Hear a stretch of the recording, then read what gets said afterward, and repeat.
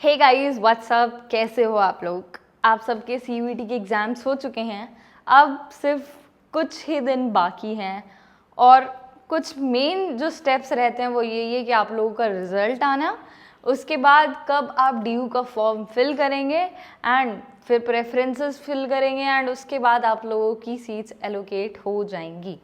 लेकिन जब आप डीयू का एडमिशन फॉर्म भरेंगे, CSCS पोर्टल पे अप्लाई करेंगे, उसमें मेन एक रोल प्ले करेगा कि आपके कौन से डॉक्यूमेंट्स वहाँ लगने हैं।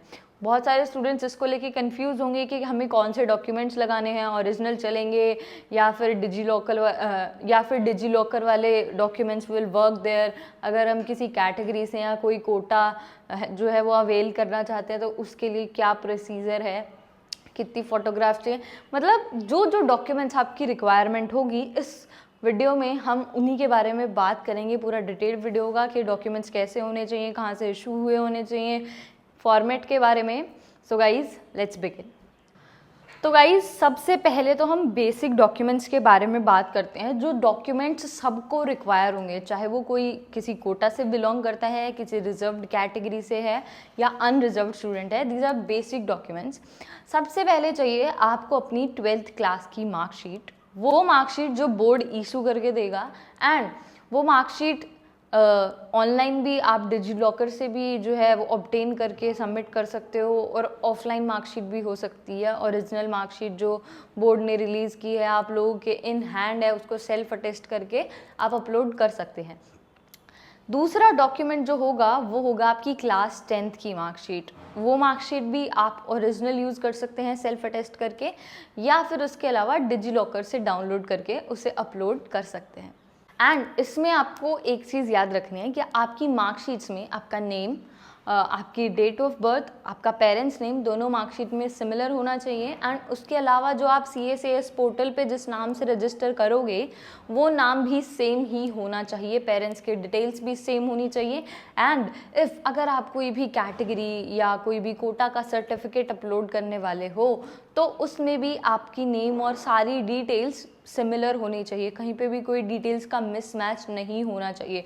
अगर ऐसा कुछ है तो गाइज अभी बहुत टाइम है, आप लोग ये सब काम करा सकते हैं, अपने डॉक्यूमेंट्स को सही करा लो। एंड अगर आपको लगता है कि किसी डॉक्यूमेंट में क्या कमी रह गई है तो उसके लिए DU बडी का ऐप अगर आप खोलेंगे ना तो वहाँ पर डॉक्यूमेंट वेरिफिकेशन का फीचर भी है, जहाँ पर आप अपने डॉक्यूमेंट्स को अपलोड करके वेरीफाई करा सकते हैं। उसमें चाहे मार्कशीट हो या कोई भी और सर्टिफिकेट हो। सो मार्कशीट्स के बारे में तो हमने बात कर ली है। तो नेक्स्ट हम बात करते हैं एजुकेशनल कंसेशन सर्टिफिकेट की। ये जो कंसेशन सर्टिफिकेट होगा ये होता है उन स्टूडेंट्स के लिए जो आर्म्ड पर्सनल्स के चिल्ड्रन होते हैं, उनके लिए जो जिनके पेरेंट्स या तो आर्म्ड फोर्सेस से बिलोंग करते हैं या फिर एक्स सर्विसमैन रह गए थे, उसे CW कैटेगरी बोला जाता है। वो सर्टिफिकेट इशू कराने के लिए 5 ही अथॉरिटीज़ जो हैं वो सर्टिफिकेट को इशू कर सकती हैं। सेक्रेटरी केंद्रीय सैनिक बोर्ड दिल्ली, सेक्रेटरी राज्य जिला सैनिक board, officer incharge record office, first class stipendiary magistrate, ministry of home affairs for police personnel in receipt of gallantry awards. इन पांचों के अलावा कोई और अथॉरिटी ECC सर्टिफिकेट इशू नहीं कर सकती है। एंड आपका जो ECC जो सर्टिफिकेट होगा उसमें प्रायोरिटीज़ मेंशन होना बहुत ज़्यादा ज़रूरी है। जैसे इसमें दिखाया हुआ है कि प्रायोरिटी 1 पे वार्ड्स ऑफ डिफेंस पर्सनल या फिर widows of defence personnel, second में है wards of defence personnel disabled in action और boarded out from service with disability. उसके अलावा कहीं पे होगा कि वार्ड्स ऑफ एक्स सर्विसमैन या फिर किसी को गैलेंट्री अवार्ड रेसिपेंट है कोई, तो ये सारी प्रायोरिटी उस सर्टिफिकेट पे अच्छे से मेंशन होनी चाहिए, उसके बिना आपको कंसेशन नहीं मिल पाएगा। नेक्स्ट बात करते हैं वो स्टूडेंट्स की जो PWD यानी पर्सन विद डिसेबिलिटी कोटा से एडमिशन लेने वाले हैं। उन स्टूडेंट्स के पास भी अपना एक PWD सर्टिफिकेट होना चाहिए जो किसी गवर्नमेंट हॉस्पिटल से जो है इशूड हो। उसके अलावा उनके पास अपना एक डिसेबिलिटी सर्टिफिकेट भी होना चाहिए। उस सर्टिफिकेट में ये मेंशन होगा कि उनकी डिसेबिलिटी परसेंटेज कितनी है एंड वो सर्टिफिकेट 1 जून 2022 के बाद इशू हुआ होना चाहिए। नेक्स्ट बात करते हैं हम EWS सर्टिफिकेट की। जो EWS सर्टिफिकेट होता है ना यार, उसका एक मेन चीज़ उसमें ये होती है, बिकॉज इकोनॉमिक वीकर सेक्शन है, उस सर्टिफिकेट को बनवाते टाइम आपका इनकम प्रूफ उसमें लगेगा। एंड जो ये सर्टिफिकेट होना चाहिए वो 31 मार्च 2024 के बाद रिलीज्ड होना चाहिए, क्योंकि इनकम पर ईयर चेंज होती है और ये सर्टिफिकेट इनकम के बेसिस पे बनता है। इसीलिए यूनिवर्सिटी की ये डिमांड है कि 31 मार्च 2024 के बाद इशू हुआ इनकम सर्टिफिकेट ही आप लोग अपलोड करें। उसके बाद ही 31 मार्च 2024 के बाद ही इशू हुआ EWS सर्टिफिकेट आप लोग अपलोड करें। उसके अलावा पहले इनकम सर्टिफिकेट के लिए बोला जाता था, बट यूनिवर्सिटी ने कभी ऐसी कोई डिमांड दिखाई नहीं है कि जब आप रजिस्टर कर रहे हो तो उस टाइम पे आपको इनकम सर्टिफिकेट अपलोड करना पड़ रहा है। जब आप EWS सर्टिफिकेट बनवाएंगे उसमें इनकम सर्टिफिकेट की ज़रूरत हो सकती है, एंड वो भी फाइनेंशियल ईयर 2024-25 वाला इशूड इनकम सर्टिफिकेट। बट जब आप CACS पे रजिस्टर करेंगे तब इस सर्टिफिकेट की कोई नीड नहीं है। नेक्स्ट आते हैं हम SC/ST के सर्टिफिकेट पे। बहुत सारे स्टूडेंट्स हैं जो SC/ST कोटा को जो है यूज़ करते हैं उस कोटा को, तो उसके लिए भी कुछ अमाउंट ऑफ रिजर्वेशन है ही ऑफ कोर्स। उसके लिए बात करते हैं कि किस डॉक्यूमेंट किस टाइप का होना चाहिए।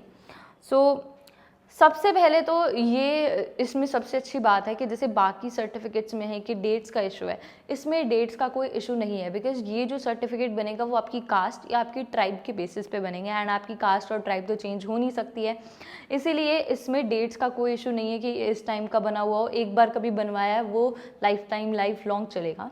दूसरा, उसमें सबसे अच्छी बात यह है कि इशूइंग अथॉरिटी का कोई इशू नहीं है कि स्टेट ने इशू किया है, सेंटर ने इशू किया है, कहीं का भी इशूड हो वो चलने वाला है। उस सर्टिफिकेट पे ये मेंशन होना चाहिए कि आपकी कास्ट और आपकी ट्राइब क्या है। उस पे ये भी मेंशन होना चाहिए कि आप SC से बिलोंग करते हैं या ST से बिलोंग करते हैं, एंड उसमें डिस्ट्रिक्ट या फिर स्टेट या फिर यूनियन टेरिटरी मेंशन होनी चाहिए कैंडिडेट के यूजुअल प्लेस ऑफ रेजिडेंस की, कि आप कहाँ से बिलोंग करते हैं, जिस जगह से आप बिलोंग करते हैं वो जगह कौन सी स्टेट यूनियन टेरिटरी के अंडर आती है। एंड जो आपका SC/ST सर्टिफिकेट होगा वो गवर्नमेंट ऑफ इंडिया के अप्रोप्रिएट स्केड्यूल के अंडर इशूड होना चाहिए एंड अप्रूव्ड होना चाहिए।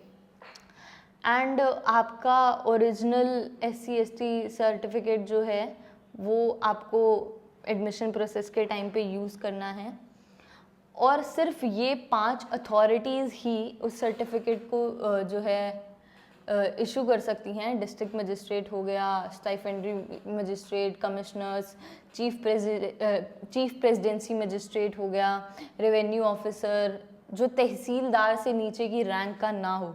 गाइज इस चीज़ पे फोकस करना, कहीं जगह पे क्या होता है ना, लाइक तहसीलदार से नीचे की रैंक पे कोई ऑफिसर है उसको अथॉरिटी दे दी जाती है कि वो आपके सर्टिफिकेट को अप्रूव कर दे, बट अगर तहसीलदार से नीचे की रैंक का कोई ऑफिसर अप्रूव करेगा तो वो इस CACS पोर्टल पे जब आप रजिस्टर करेंगे और डॉक्यूमेंट को अपलोड करेंगे तो उसे कंसिडर नहीं किया जाएगा। तो ये देख लेना एटलीस्ट तहसीलदार ने उस सर्टिफिकेट को जो है अप्रूव किया हो, या किसी उससे ऊपर की रैंक वाले ऑफिसर ने ही अप्रूव किया हो। सब डिविजनल ऑफिसर करेगा तो चल जाएगा, एडमिनिस्ट्रेटर, सेक्रेटरी टू एडमिनिस्ट्रेटर या डेवलपमेंट ऑफिसर करेगा तो चल जाएगा लक्षद्वीप आइलैंड के केस में। तो ये तो बात हो गई SC/ST सर्टिफिकेट की। अब हम बात करते हैं OBC सर्टिफिकेट की। गाइस सबसे ज़्यादा यूज़ होने वाला सर्टिफिकेट यही है, बहुत सारे स्टूडेंट्स इससे रिजर्वेशन अवेल करते हैं, एंड इसी में सबसे ज़्यादा स्टूडेंट्स को डाउट्स भी आते हैं बिकॉज सबसे ज़्यादा कंडीशंस इसी में लगती हैं। तो OBC में 2 कैटेगरीज होती हैं, एक क्रीमी लेयर और नॉन क्रीमी लेयर। जो स्टूडेंट्स नॉन क्रीमी लेयर से बिलोंग करते हैं वही इस रिजर्वेशन को अवेल कर सकते हैं। उसका पर्टिकुलर इनकम ब्रैकेट होता है कि उस ब्रैकेट के अंदर अगर आपकी इनकम है तो आप नॉन क्रीमी लेयर के अंडर होंगे। जब आप OBC के अंडर रिजर्वेशन को अवेल करेंगे तो सबसे पहली चीज़ तो ये है कि आपका जो सर्टिफिकेट होगा वो 31 मार्च 2024 से पहले इशूड होना चाहिए। एंड उसके अलावा ये चीज़ होनी चाहिए कि उसके ऊपर मेंशन्ड हो कि the student belongs to non creamy layer, the candidate belongs to non creamy layer. The certificate must be issued by any central authority. जो OBC सर्टिफिकेट्स होते हैं वो सेंटर अथॉरिटी इशू करती है। कुछ लोग होते हैं जिनके पास स्टेट के इशूड ओबीसी सर्टिफिकेट्स होते हैं, वो जनरली ओबीसी सर्टिफिकेट्स नहीं होते हैं गाइज, वो बैकवर्ड क्लास बीसी सर्टिफिकेट्स होते हैं। ओबीसी सर्टिफिकेट जो होता है वो सेंटर इशूड होता है by government of India, and आजकल ओबीसी सर्टिफिकेट्स डिजिटल ही बनते हैं। आप साइट चेक कर सकते हैं ncbc.nic.in। अगर किसी के पास अपना सर्टिफिकेट नहीं है तो आप जाके सर्टिफिकेट जो है अपना रिन्यू करा लो या फिर उस सर्टिफिकेट को नया बनवा लो, क्योंकि 31 मार्च 2024 से पहले के इशूड सर्टिफिकेट्स वैलिड नहीं होंगे। एंड आप लोग ये बात ध्यान रखना कि उस पे NCL अच्छे से मेंशन, अदरवाइज आप रिजर्वेशन को अवेल नहीं कर पाएंगे। ये तो बात हो गई अब ओबीसी सर्टिफिकेट्स की। अब हम बात करते हैं उन स्टूडेंट्स की जो ECA के अंदर एडमिशन लेते हैं, ECA कोटा के अंडर। तो जो लोग ECA कोटा के अंडर एडमिशन लेते हैं उनको 25% का वेटेज मिल जाता है, अपने CUET स्कोर में 25% का रिजर्वेशन मिल जाता है।